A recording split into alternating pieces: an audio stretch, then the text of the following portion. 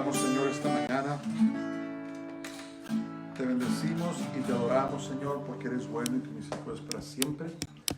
Padre, estos momentos, Señor, queremos exaltarte, queremos bendecirte y darte gracias. Oramos por las ofrendas, por los diezmos que han sido entregados a ti.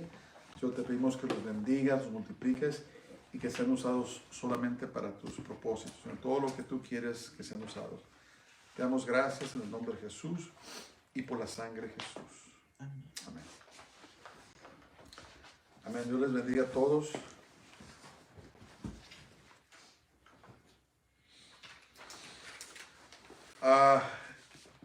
Vamos a seguir con nuestro estudio en la epístola a los filipenses, la carta a los filipenses.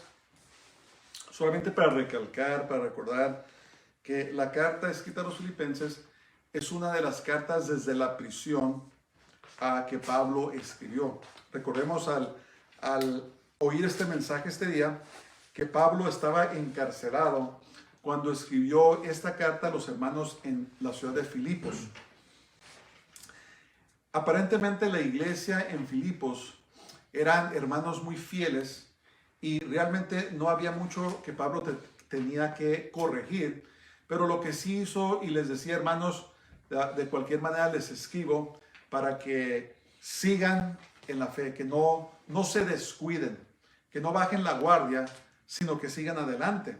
La semana pasada hablamos sobre dos siervos fieles que habían acompañado o estado con Pablo cuando él fue aprisionado en Roma. ¿Se acuerdan? Hablamos de Timoteo, a quien Pablo lo llamaba su hijo espiritual, y un hombre que se llamaba Epafrodito. No sabemos mucho de él, pero lo que Pablo menciona es que Epafrodito fue enviado por los filipenses para que acudiera a sus necesidades en Roma, y mientras estaba allí, Epafrodito se enfermó. Dice que se enfermó de muerte, pero que Dios tuvo misericordia de él.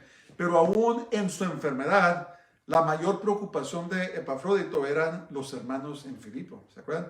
Hablamos de los siervos fieles, ¿verdad? Las características de un siervo fiel.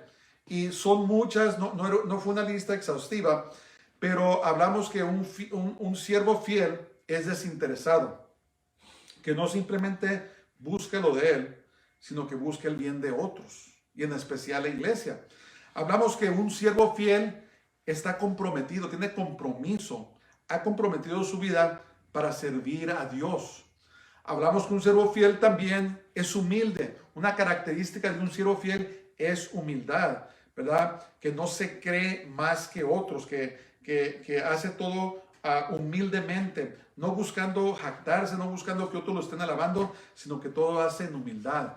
Hablamos que los siervos fieles, otra característica es la mansedumbre, ¿verdad? Dijimos que la mansedumbre es el poder controlado, que una persona que guarda su vida en mansedumbre es una persona que ha decidido sujetar su voluntad a Dios, y aunque tenga el poder para tomar represalia o tenga el poder para actuar en la carne, se restringe a sí mismo obedeciendo a la palabra de Dios. Eso es lo que es una persona mansa o que camina en mansedumbre.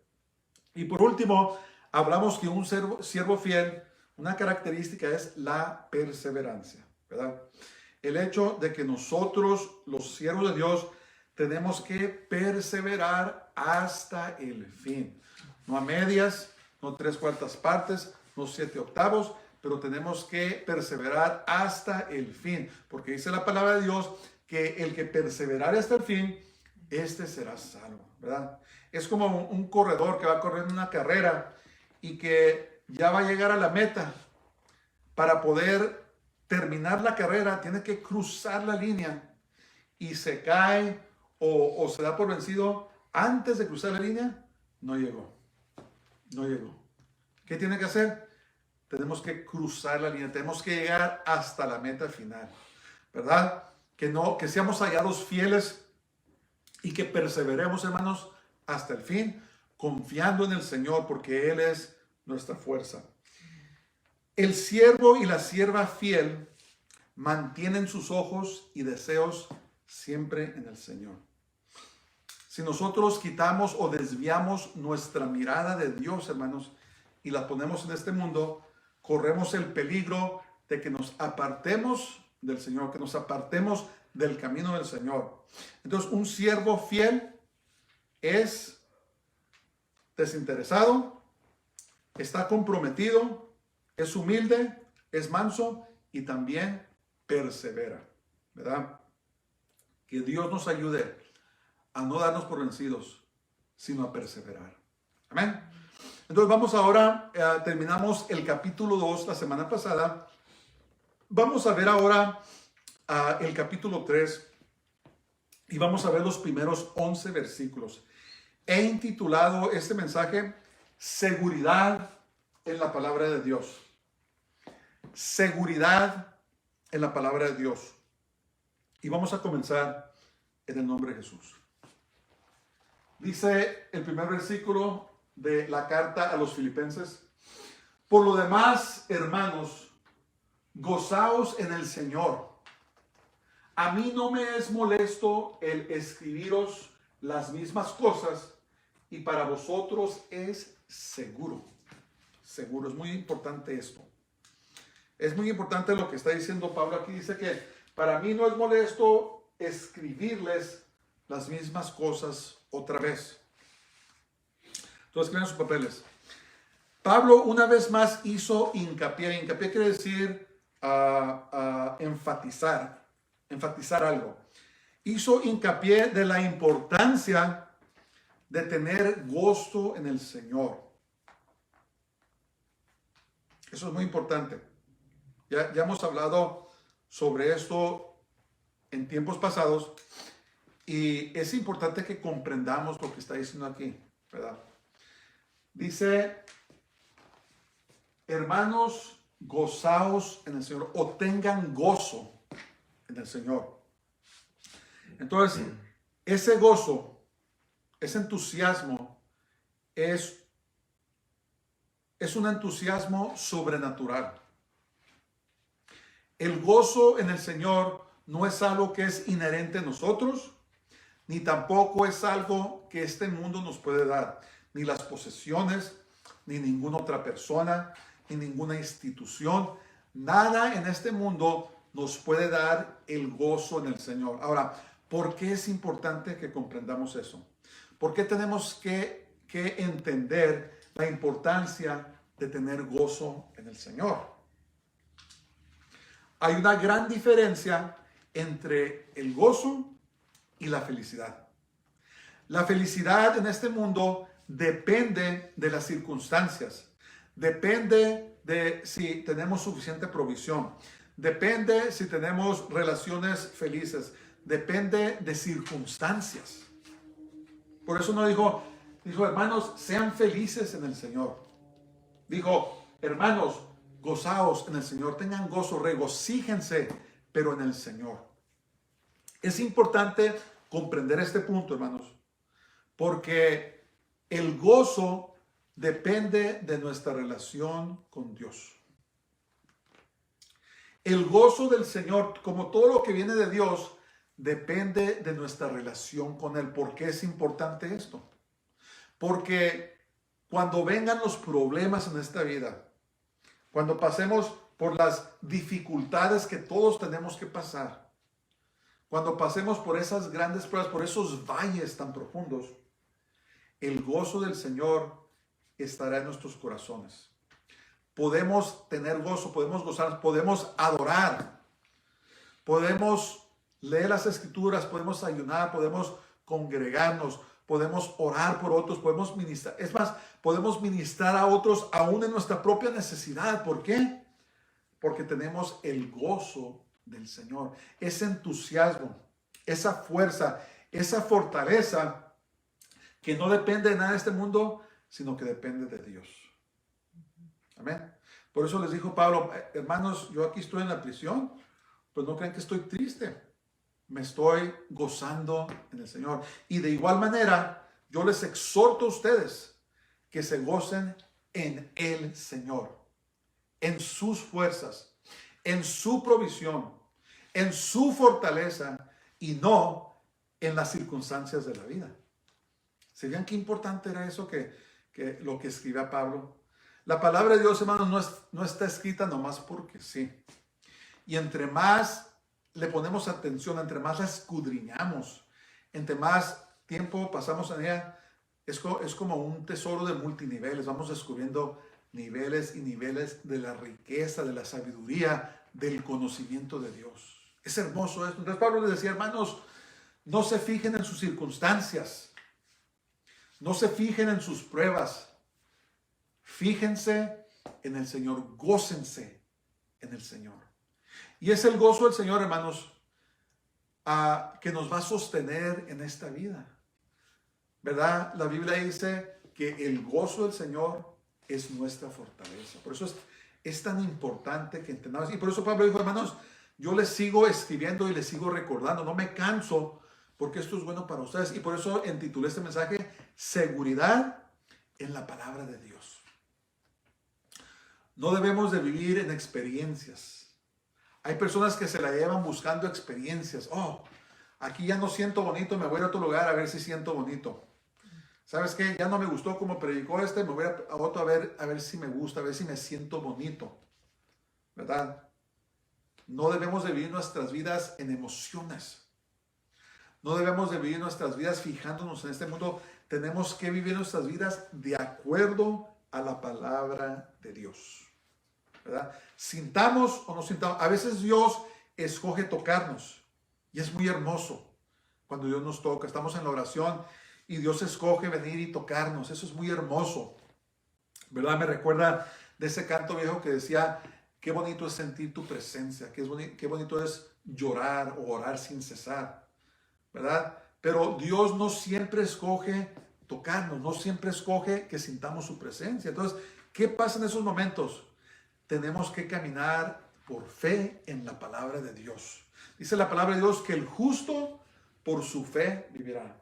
Entonces, nos toque o no nos toque el Señor, nosotros creemos en Él por la fe. ¿Se acuerdan de Tomás? Tomás le dijeron a Tomás, miramos a Jesús. Todo el mundo miró a Jesús. ¿Y qué dijo Tomás? No, hasta que yo no lo vea, no voy a creer. ¿Se acuerdan? ¿Y qué sucedió? Vino Jesús, le dijo, Tomás, ven para acá. Mira, mis heridas, toca las heridas en mis manos, a la herida en mi costado. Dice, y no seas, ¿qué? Incrédulo. ¿Y qué hizo Tomás? Se arrodilló y dijo, Señor mío, Dios mío, lo adoró. Y le dijo Jesús, Tomás, porque vistes, creíste. Pero bienaventurados los que no vieron, pero creyeron. Entonces, ¿qué pasa? Que caminamos por fe en la palabra de Dios. Tenemos el gozo del Señor por la fe y no por las circunstancias y no por los sentimientos y no por las emociones. Es muy importante que entendamos, hermanos, porque cuando llegan las pruebas en esta vida, el enemigo viene y nos ataca duro. Nos ataca en los lugares que somos más débiles. Y por eso es que si estamos anclados, si estamos decididos a que vamos a vivir nuestras vidas de acuerdo a la palabra de Dios, nada nos va a poder mover. Ni las luchas, ni las pruebas, ni las tentaciones, ni todo lo que este mundo arroja en contra de nosotros nos va a poder mover. ¿Por qué? Porque estamos anclados en la firme palabra de Dios. Es muy importante eso. Es muy importante. Entonces, la reiteración o repetición de las verdades de la palabra de Dios es indispensable. ¿Qué quiero decir con esto? Tenemos que estar constantemente, hermanos, en la palabra de Dios porque se nos olvida. Se nos olvida. Si dejamos de leer la palabra de Dios por un tiempo, se nos olvidó lo que leímos. Pero mientras estamos diligentemente todos los días en la palabra de Dios, a la hora que le gusta leer, hay gente que le gusta leer temprano, otros les gusta leer a mediodía, otros les gusta leer antes de dormirse, otros les gusta levantarse en la madrugada a leerla. Cuando la leas, pero léela todos los días.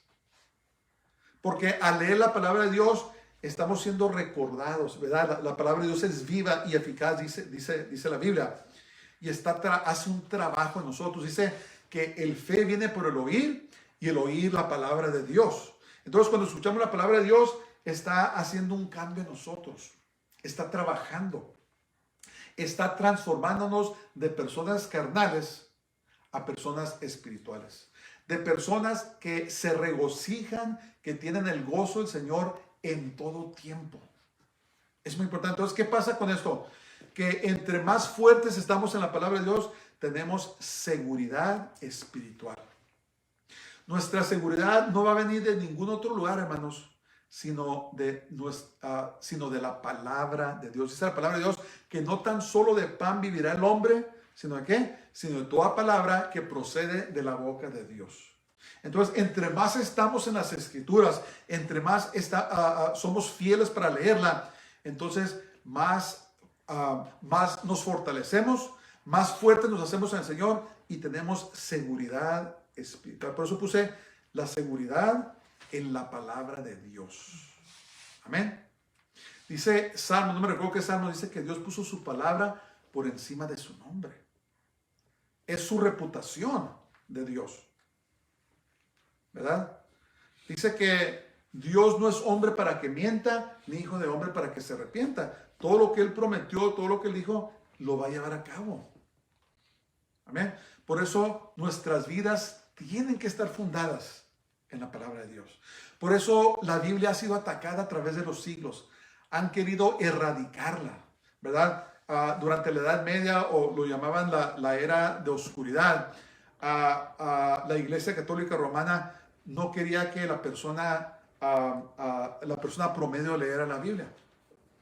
Solamente podían leerlas ellos, los sacerdotes, y los servicios se llevaban a cabo en latín. Imagínense que yo me pare aquí y me ponga a predicar en latín. ¿Qué va a pasar? No vamos a ser edificados. Por eso los hombres valientes que tradujeron la Biblia a su idioma natal, muchos perdieron la vida. Por eso es que el diablo, a través de los tiempos, de los siglos, ha querido destruir la palabra de Dios. ¿Por qué? Porque la persona que se funde en la palabra de Dios, hermanos, tiene seguridad espiritual. La táctica del diablo en estos tiempos ha cambiado un poco. Ahora nos tiene involucrados en todas las cosas. Nos tiene involucrados en el entretenimiento, nos tiene involucrados en la pornografía, nos tiene involucrados en nuestros trabajos, nos tiene involucrados en nuestros hobbies, nos tiene involucrados en los deportes y nadie tiene tiempo para leer la Biblia. Nadie tiene tiempo. ¿Qué pasó? Es una estrategia diabólica y satánica. La iglesia tiene que regresar a la palabra de Dios y creer en la palabra de Dios y vivir sus vidas de acuerdo a la palabra de Dios. Y así, y solamente así, tendremos seguridad espiritual, ¿verdad? En la poderosa palabra de Dios. Muy importante. Y repetirlo, hermanos. Repetirlo y repetirlo y repetirlo y repetirlo hasta que entre en nuestro espíritu. Que se vaya de nuestro intelecto a nuestro corazón.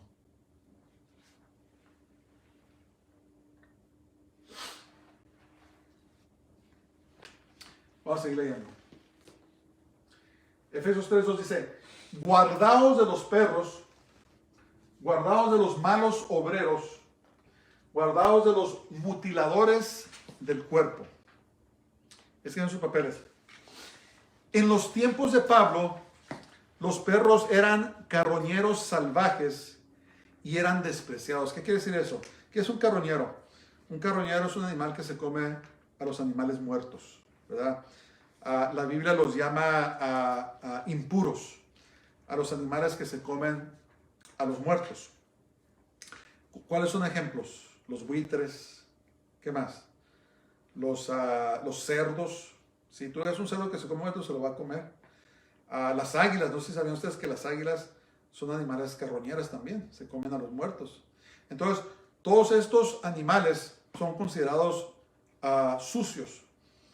Y en esos tiempos, en los tiempos de Pablo, los perros no eran como es ahora, ¿verdad? Ahora hasta tratamos a los perros mejor que los humanos en ciertos tiempos, en ciertas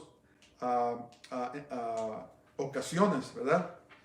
Ahora gastamos dinero en los perros en los hospitales, los queremos más que a los humanos, y es muy diferente. Ahora todo el mundo ama a sus perros, pero en ese tiempo no era así. Los perros corrían salvajes por las calles y comían lo que podían encontrar. lo que podían encontrar. Si encontraban un animal muerto, se lo comían. Entonces, para los judíos eran considerados animales inmundos, sucios. Y aún hasta estos tiempos, muchos judíos ortodoxos, no todos, nos llaman a nosotros o llaman a los gentiles perros, ¿verdad? Los miran de arriba para abajo, que es un espíritu religioso. Si tú estás en una cierta denominación y tú miras a otros abajo porque piensas que tu denominación es la mejor, estás corriendo peligros. Es un espíritu religioso, ¿verdad? La palabra de Dios nos dice, aquí en Filipenses nos dijo que miremos a otros por encima de nosotros para poder servirlos. Entonces, pero ahora Pablo le dio la vuelta al asunto y llamó a los judaizantes, a los que decían que se tenían que circuncidar y guardar la ley de Moisés para ser salvos. Los llamó perros. ¿No va a quedar? Dice, guardaos de los perros, guardaos de los malos obreros, guardaos de los mutiladores del cuerpo. ¿Qué está diciendo Pablo? Cuidado, dice, cuidado con los judaizantes. Los llamó perros, o sea, es un término despectivo. Es un término para subbajar a la gente. Ahora no, ¿verdad? Ahora todo el mundo se llama perro. Entre los amigos se llama, hey dog, ¿cómo estás? Se los han oído, ¿verdad? Y es muy diferente. Pero en ese tiempo llamarle perro a una persona era lo más bajo. Pero como les digo, ahora Pablo le dio la vuelta y empezó a hablar de los judaizantes, los que decían que tenías que guardar la ley y circuncidarte para ser salvo. Y los llamó, tengan cuidado de ellos, hermanos. Cuidado de los malos obreros. Cuidado de los mutiladores del cuerpo. La circuncisión, ¿verdad? Que dijo Pablo que ya no tenía importancia. Ya no tiene importancia la circuncisión física. ¿Por qué?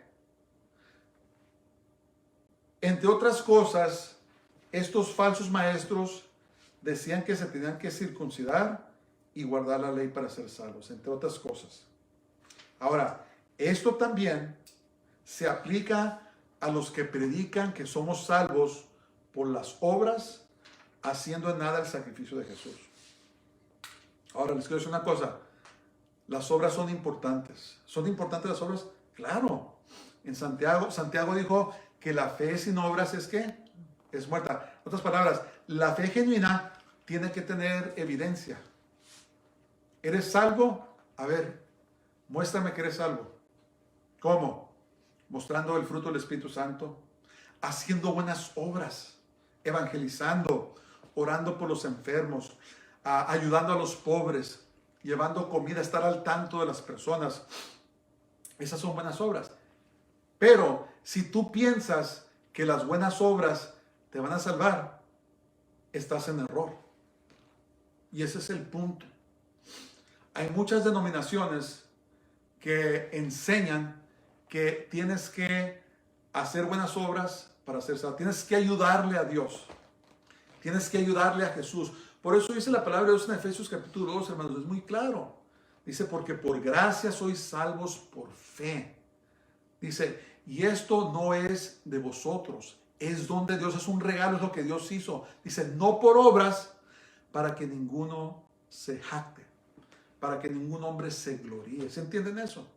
Entonces, la salvación es enteramente lo que Jesús, la obra que Jesús hizo en la cruz y su resurrección.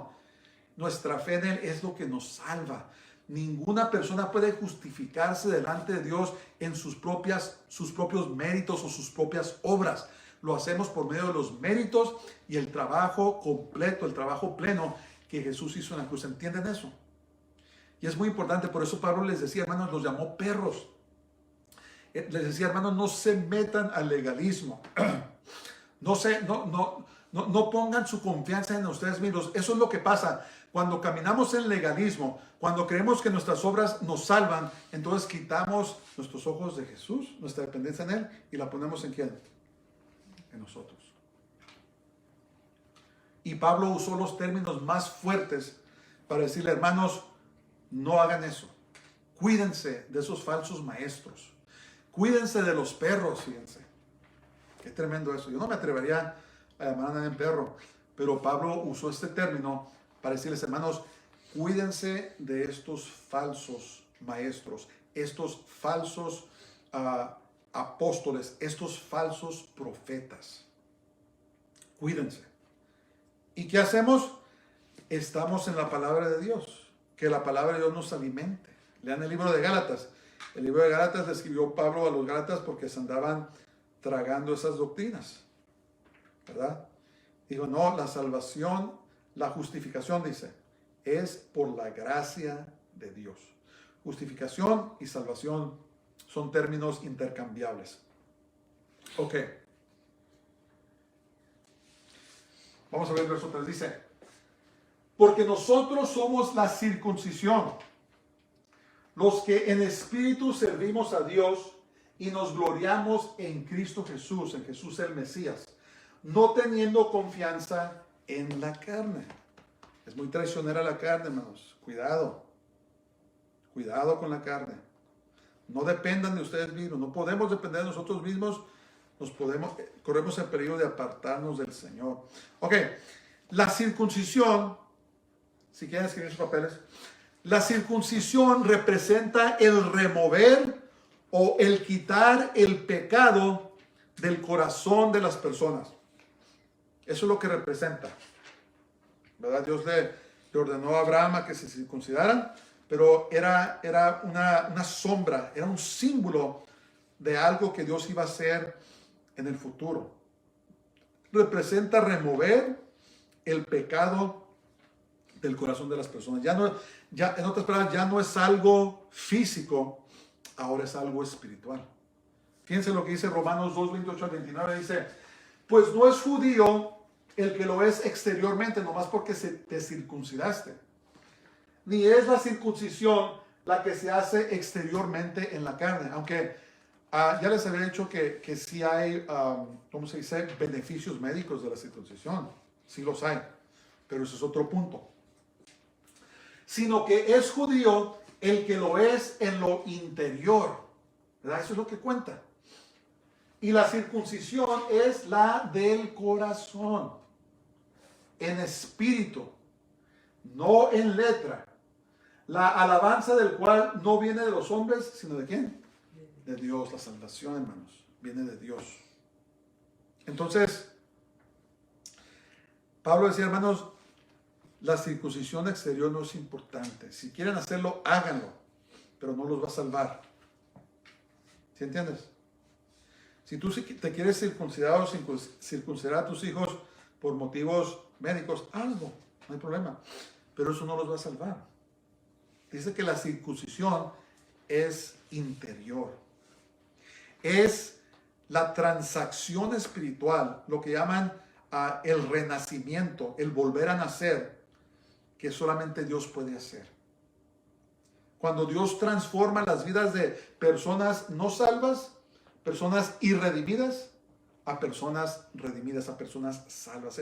Es una transacción, una metamorfosis que Dios hace, que solamente Dios puede hacer. Es un milagro. Hermanos, el hecho de que nosotros seamos salvos y que conozcamos a Dios es un milagro de Dios. Ese es el milagro más grande. Cuando Dios transforma los corazones de las personas, ¿verdad? Podrían haber sido las personas más malas, ahora son las personas más dóciles, las personas más amorosas que conoces. Y a veces nos dicen personas que conozco, oh, yo hice esto, y digo, ¿tú hiciste eso de veras? Apenas puedo creerles. No, hermano, es que no me conocías antes de que viniera el Señor, ¿verdad? Es un milagro. Lo que llaman los teólogos la regeneración, una metamorfosis, un cambio completo, ¿verdad? Una transformación. ¿Y qué está diciendo Pablo aquí? Dice, hermanos, no cuenta lo de exterior, la circuncisión, las cosas exteriores no cuentan. Lo que cuenta es la obra y el trabajo que Dios hace en nuestros corazones. La circuncisión del corazón, que significa remover, quitar el pecado del corazón. Solamente Dios, hermanos, puede quitar los pecados. Esos pecados que si no se arrepienten van a dar cuenta de ellos esos pecados cuando venimos a Jesús, Él los quita. Amén. Nos da una cuenta, como dicen ahí, borrón y cuenta nueva, una cuenta totalmente nueva, que cuando si en el cielo, cuando confesamos nuestros pecados, nos dice, hey, busca el pecado que cometió este. No, pues no encuentro nada. Lo único que encuentro aquí es la sangre de Jesús. Amén. Entonces, lo que Dios nos ofrece, la grande salvación, es el perdón de los pecados. Y eso no se puede comprar con dinero. Eso, Jesús pagó un precio muy caro por el perdón de nuestros pecados. Amén. Y siempre, si alguien me está oyendo, no conoces a Jesús, ven a Él. En Él hay perdón de pecados. Arrepiéntete de tus pecados.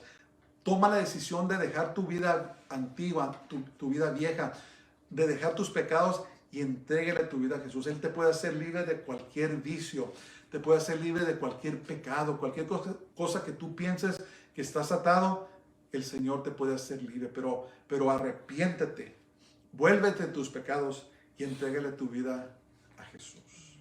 Amén. Qué hermoso, qué hermoso. Entonces, los circuncidados verdaderos son los creyentes en Jesús y le damos gloria a Él por habernos salvado. Entonces, yo estoy circuncidado. A lo mejor no estoy circuncidado en lo físico, pero espiritualmente estoy circuncidado. Las hermanas, ¿verdad?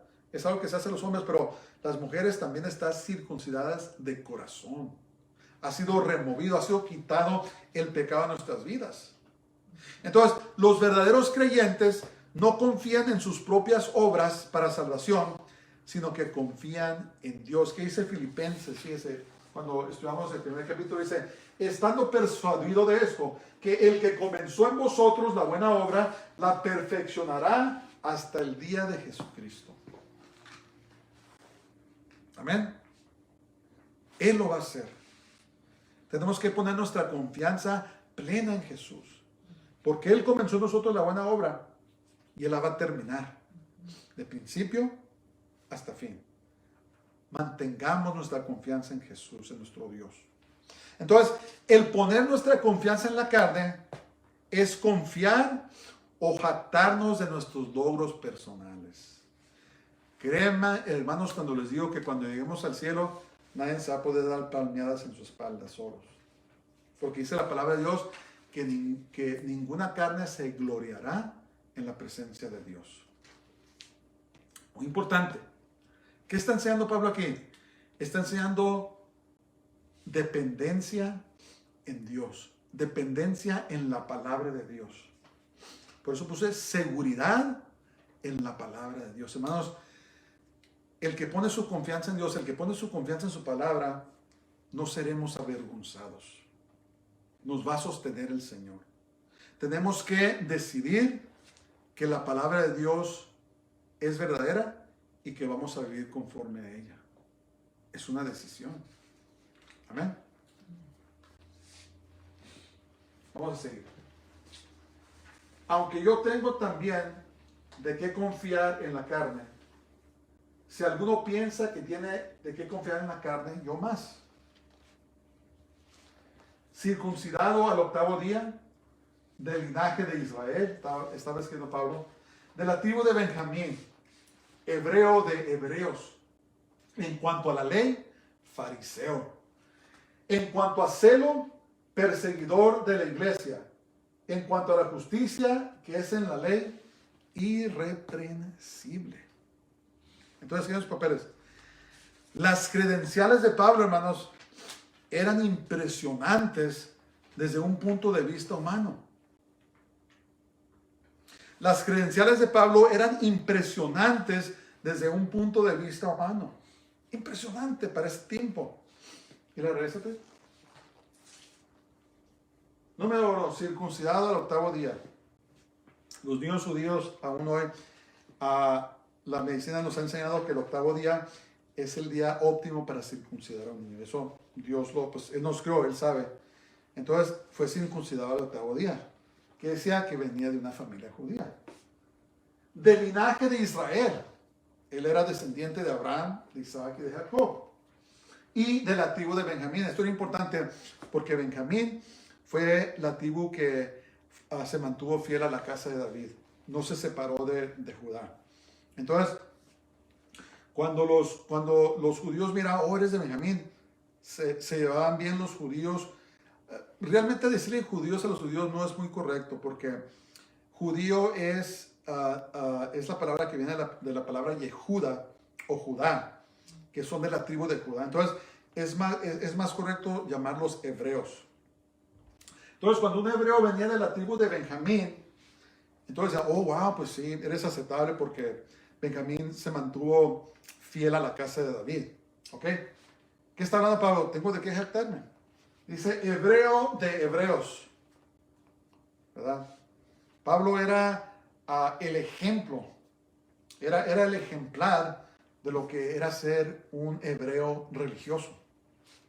En cuanto a la ley, los fariseos eran conocidos como muy estrictos, muy severos en lo que creían, ¿verdad? Y Pablo aparentemente vino de una familia de fariseos, de un linaje de fariseos, que claro, no guardaban la ley como ellos pensaban, pero es lo que la gente pensaba de Dios.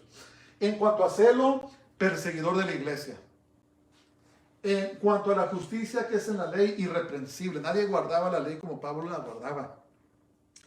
Entonces, esto lo podemos comparar a un estudioso, a un erudito de estos tiempos, que tienen, no sé si han visto personas, a veces van a los doctores o van a un profesionista y tienen sus diplomas por toda la pared, ¿verdad? Lo llaman la pared de amarme a mí mismo, ¿verdad? Se aman a ellos mismos. Y tienen licenciaturas en esto, y tienen maestrías en lo otro, y tienen doctorados en esto, un montón de diplomas, ¿verdad? Es algo comparable. Si alguien se podía jactar, hermanos, de las cosas de este mundo, era Pablo. Era Pablo. Y vamos a seguir leyendo para que vean lo que sucedió. Dice los versos 7 y 8.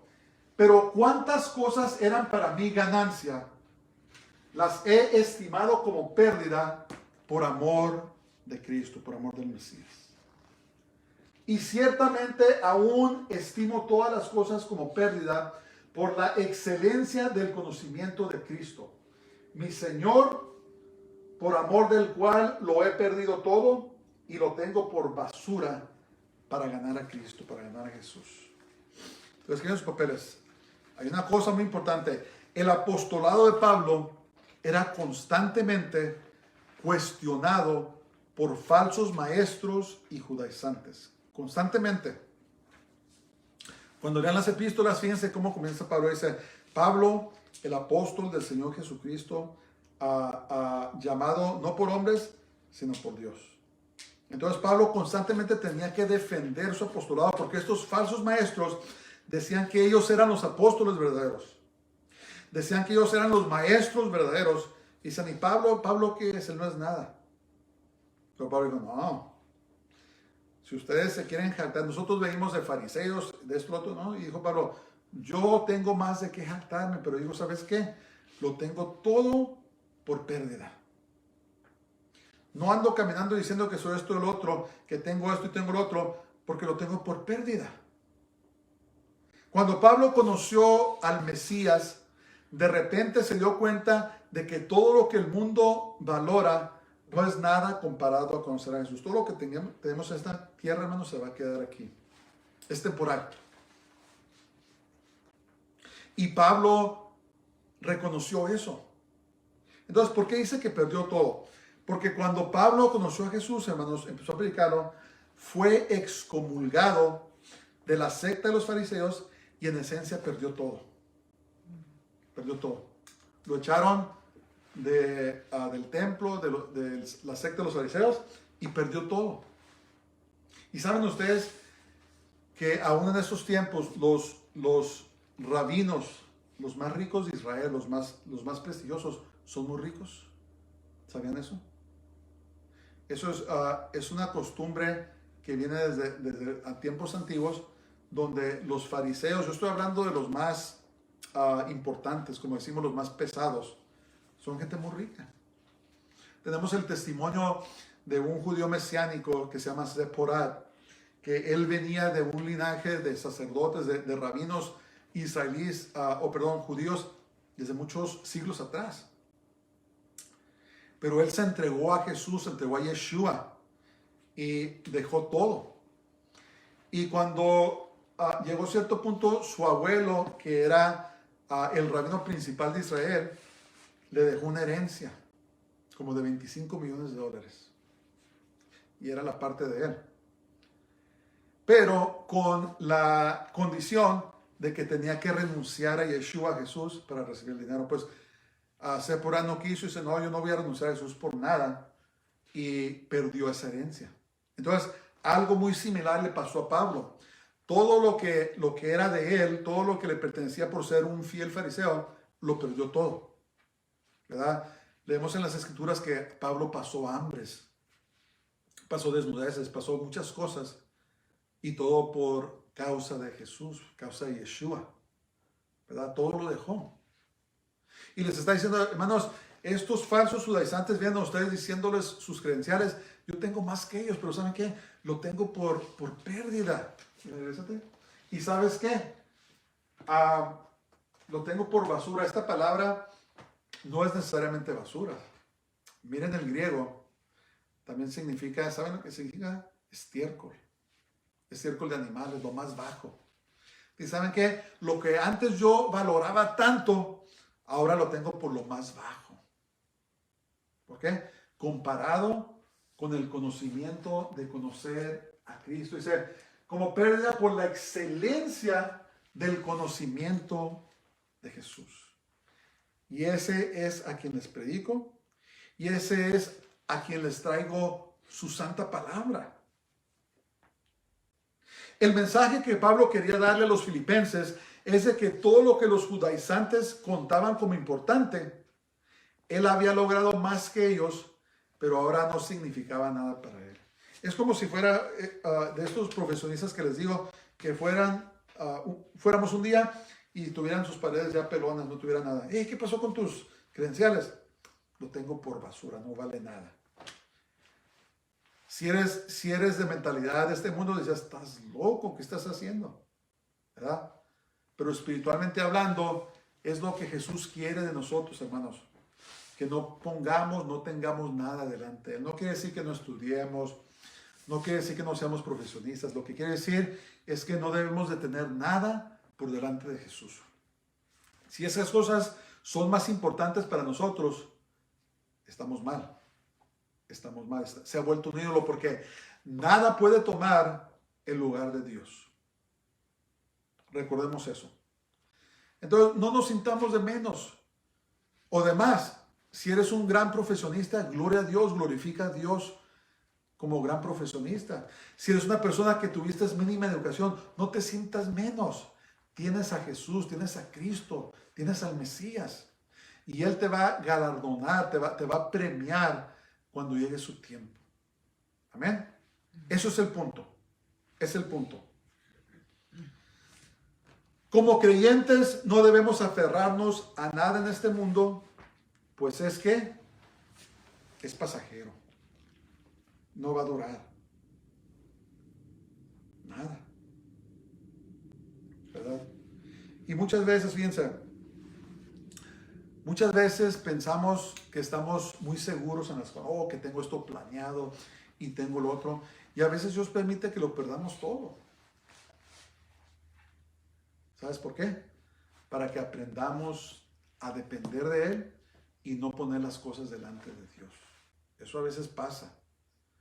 Pero si te llega a pasar eso, no te amargues. Fija tu mirada en el Señor. Como dijo Pablo, gozaos en el Señor, gózate en el Señor, porque Él es tu fortaleza. Vamos a seguir. Verso 9 dice, a fin...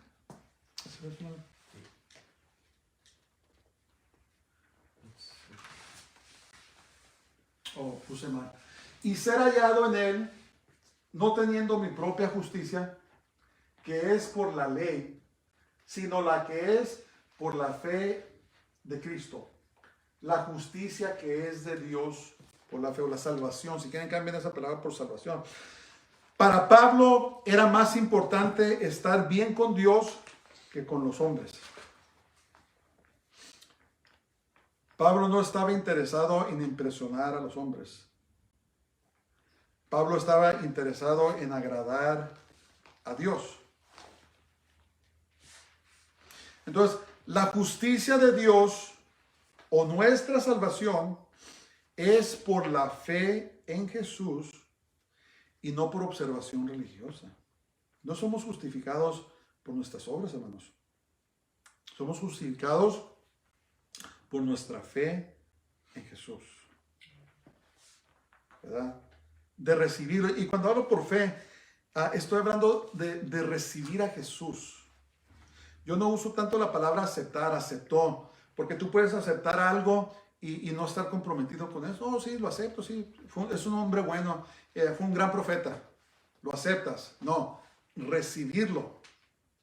Recibir quiere decir que te comprometes a hacer y a seguir de todo corazón a esa persona o a la que te comprometas. Entonces es más correcto decir recibir a Jesús como su Salvador. Entonces, cuando recibimos a Jesús, quiere decir que le entregamos nuestra vida. No es solamente hacer una oración, hermanos. Hay personas que les enseñan, no, ya hiciste la oración, ya estás bien, y se van y viven como el diablo. No. Es hacerte discípulo, seguidor de Jesús. A estar en su palabra, a congregarte, a orar, a leer la Biblia, a ayunar, a hacer las obras que Él quiere que hagamos. Entregarnos completamente a Él. Eso es lo que es. Entonces, es lo que les decía Pablo, hermanos. Miren, ninguna obra que ustedes hagan los justifica. Nada nos justifica, ¿correcto? Dice, ser hallado en Él, no teniendo mi propia justicia, mis propias obras, que es por la ley. Es lo que la religiosidad te dice, hey, nomás con que te vistas de esta manera, da tu ofrenda, tus diezmos, no digas esto, no digas lo otro, habla de esta manera, vístete de esta manera, no falles este día y vas a ser salvo. Eso es el legalismo. La idea de que por actos religiosos vamos a agradar a Dios. No. Lo único que agradó a Dios fue Jesús, su muerte y su resurrección. Cuando ponemos nuestra fe en Jesús, entonces esa justicia, la justicia de Dios, somos justificados y nos ponemos en bien, en paz con Dios. Muy importante. La justicia que es de Dios por medio de ¿qué? Las obras. ¿Qué dice? Por medio de la fe. Por medio de la fe.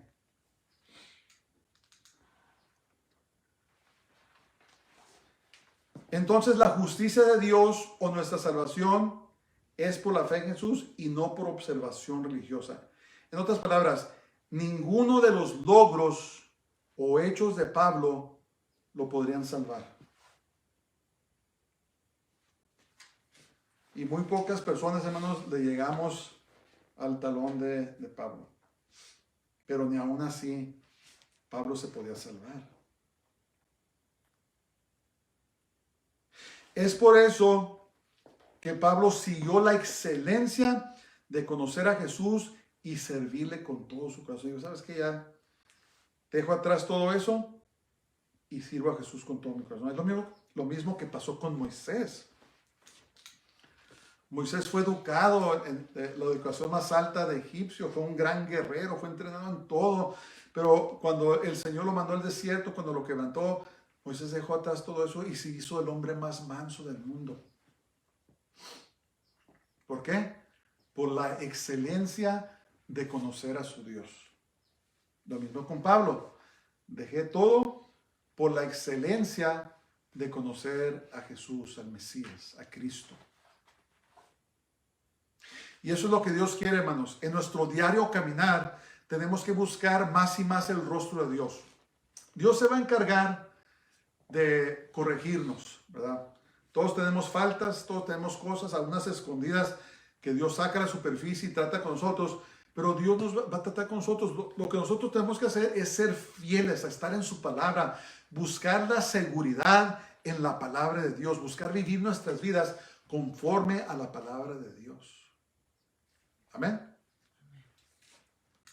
Ok, vamos a ver los últimos 2 versículos. Dice, a fin de conocerle y el poder de su resurrección. Eso es tremendo.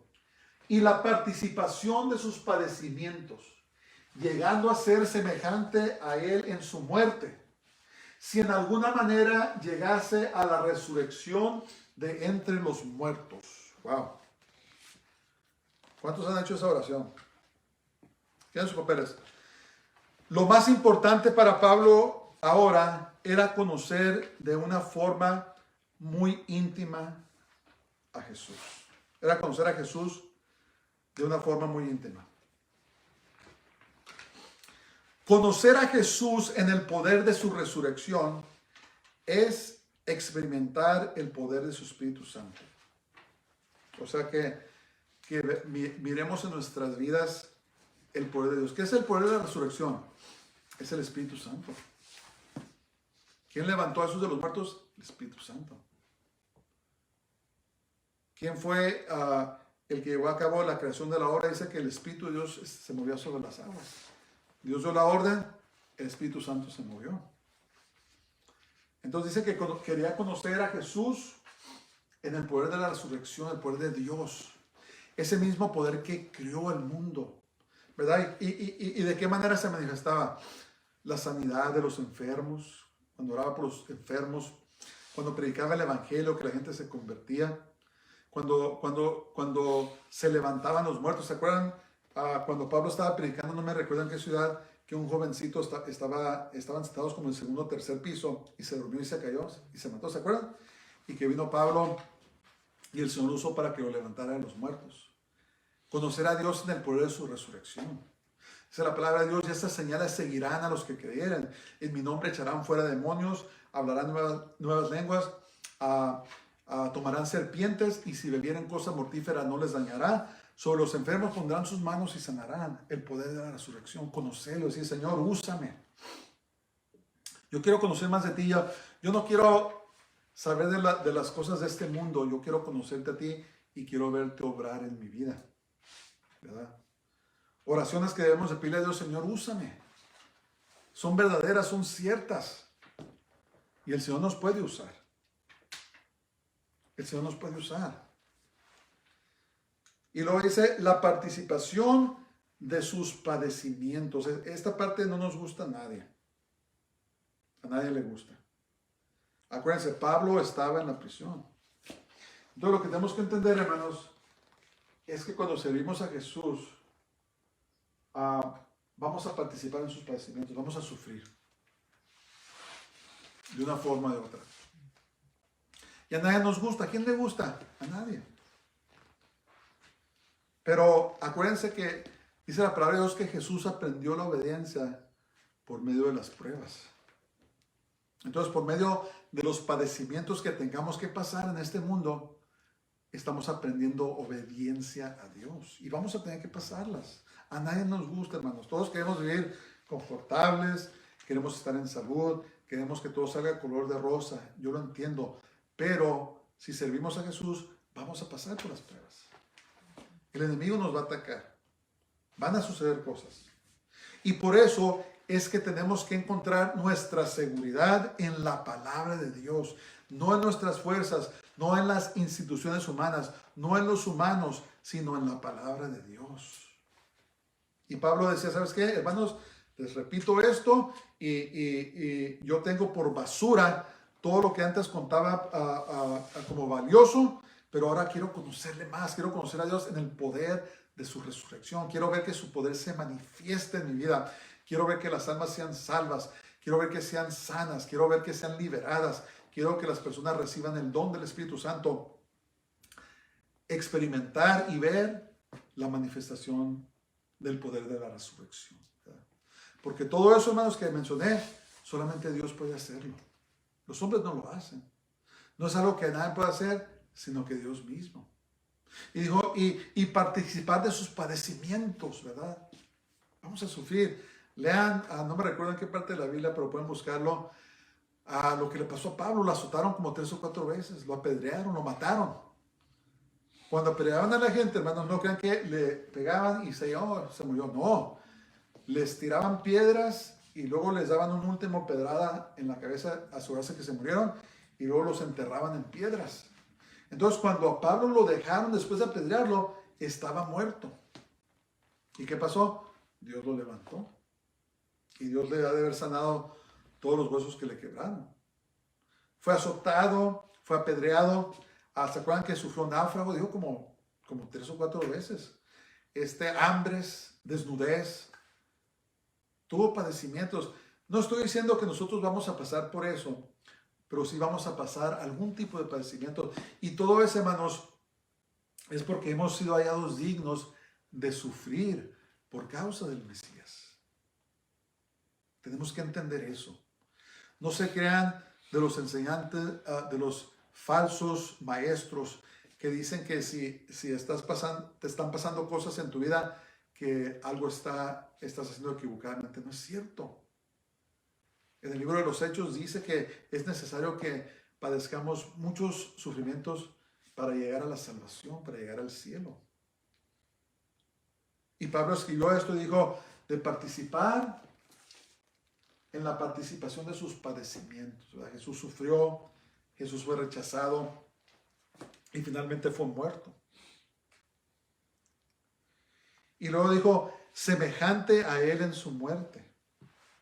¿Qué está hablando ahí? La ejecución. Yo no sé si Pablo sabía que eventualmente iba a ser ejecutado. En este encarcelamiento no lo fue. Lo soltaron y después a los años, no me recuerdo qué año fue, como el 65, 66 después de Cristo, los romanos lo ejecutaron a Pablo. No sé si Pablo sabía. Pedro sí sabía. Acuérdense que Pedro, Jesús le dijo cómo iba a morir. Pero no estoy seguro si Pablo sabía. Pero él dijo, ¿sabes qué? Dice, y ser semejante a él en su muerte. A Pablo lo ejecutaron. No sé si nosotros vamos a ser llamados a morir por el Señor o no. No tengo idea. No sé qué va a pasar. Pero si llega ese momento, hermanos, la única manera que vamos a poder ser fieles a Dios es si estamos seguros en su palabra. Es decir, ¿sabes qué? Pase lo que pase, yo no voy a negar a Jesús. Es algo que tenemos que decidir en nuestros corazones. Yo no lo voy a negar. Pase lo que pase. Porque dice la palabra de Dios que el que se avergonzara de mí, dijo Jesús, el que se avergonzara de mí, de mis palabras delante de los hombres, yo también me avergonzaré de él delante de mi Padre. Que Dios nos ayude. Que busquemos, que encontremos nuestra seguridad en la palabra de Dios. A nadie nos gusta oír esto, hermanos. A nadie nos gusta oír de padecimientos ni de muerte. Queremos estar cómodos. Pero la verdad es que si servimos a Jesús, tarde que temprano vamos a pasar padecimientos. Pero no nos preocupemos, Dios nos va a sostener.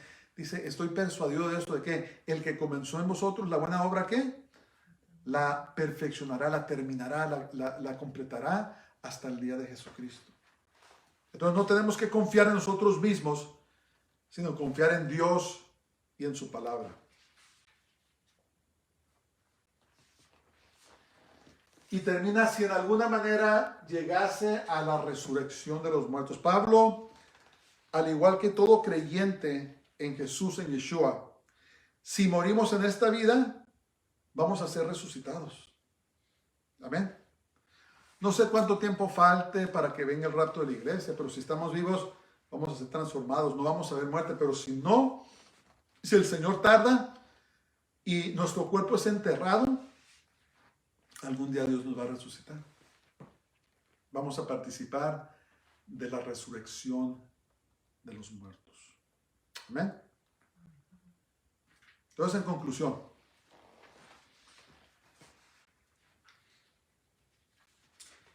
es de suma importancia que leamos la Biblia todos los días y adquirir un mayor conocimiento sobre Dios.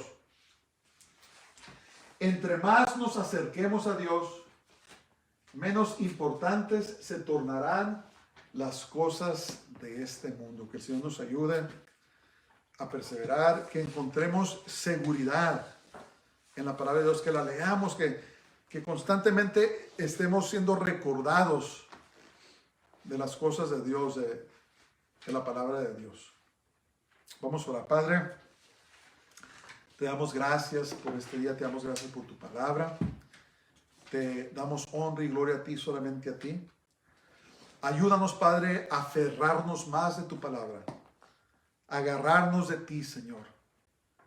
Ayúdanos a no claudicar, a no volvernos ni a la derecha ni a la izquierda, sino permanecer, Señor, en tu camino santo.